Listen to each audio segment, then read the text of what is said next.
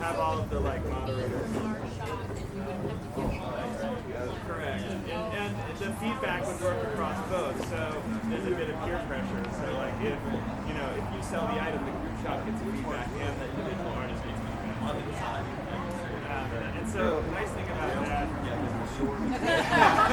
and there'll be all of the other like other things too, and like moderation, control, private forums. Some what interesting. Yeah. We were just talking about that. It's an issue. And we don't, what I really want to do too is actually allow people to pull things together from their existing blogs. We're probably going to integrate Facebook Connect, Etsy, so you can actually, if you want that, have that functionality. Nothing we would do would ever Twitter.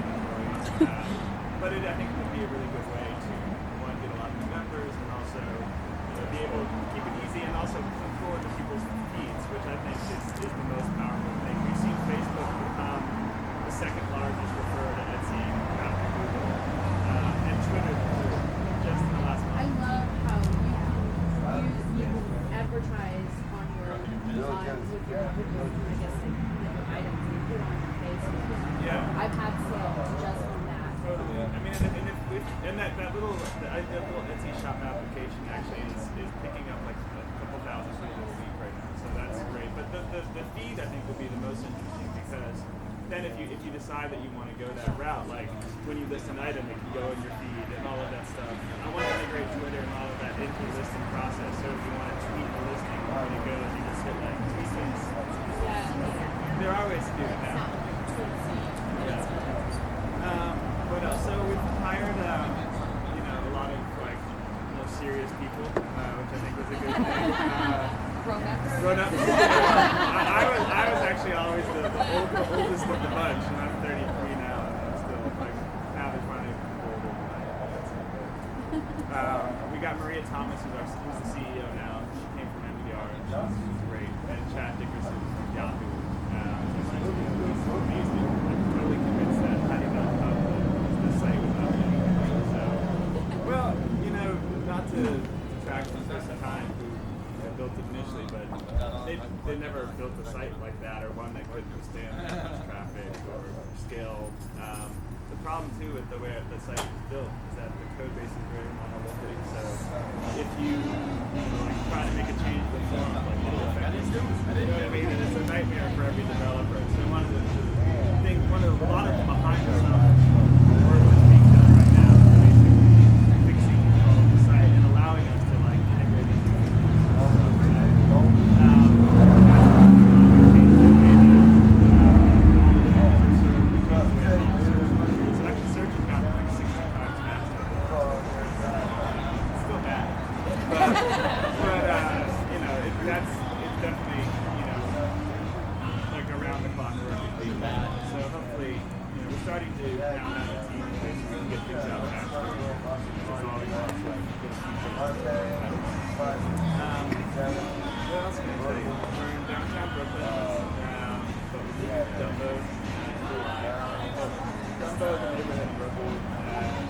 Down into the Manhattan Bridge overpass. Which will be great because where we are right now is really not a big part of Brooklyn. It's actually very conveniently located to my apartment, and that's why we picked it, because we wanted some place we could walk to. And it was really funny when we got the office. I was like, there was a whole floor available, this warehouse building. Rob, I was like, okay, I think we'll just get the back or yeah. Have you been there? Yeah. Right. Well, so now it's changed a bit. The lab part's on the third floor, and then we have space for the second floor now, and the top floor is all. But so just that little back room behind, like to the right of where the stage was. We were just gonna get that. We did the whole thing. I'm like, we're never gonna fill this place. And at the time, it was just Rob, Jared, Chris Hyman, and Nancy, and they worked from home doing customer support. Jared was down in Mount Turkey, security city in Philly. Rob was like, at that point, he was like trying to find Bob Dylan or something. And like, back, but I was the only one who would go there, and we just had like one dial-up line from that office, and I had like a 100-foot phone cord, and I would work in a different room of the office each day. I was like, this time's not bad. So, but eventually we filmed that, and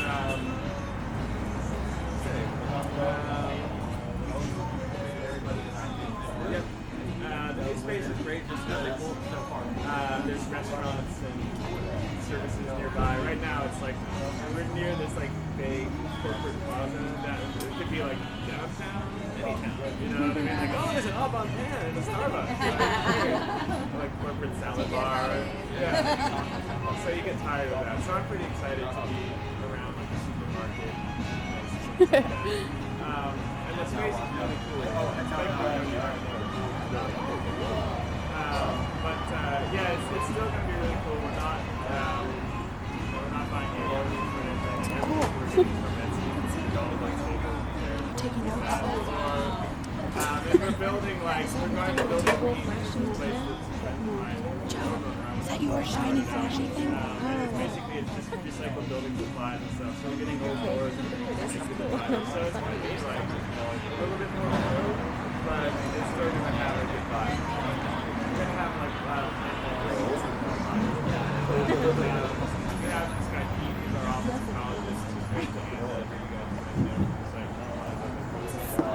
So we're trying to do all Can you put it back up here? as ecologically friendly as possible. So worm bins and stuff like that. So we'll see.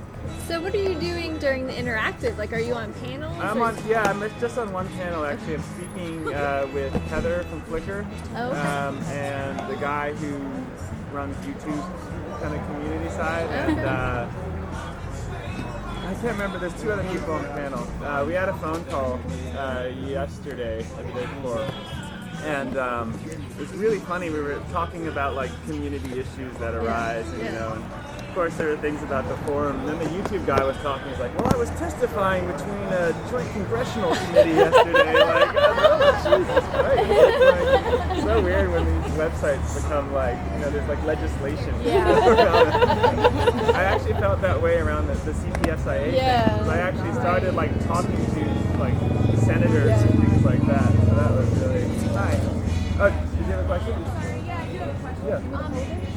I've been selling on Etsy for a while now, but I haven't had that much success with it. I just got to see what you're selling every day. I think really like pushing and promoting online. I can turn it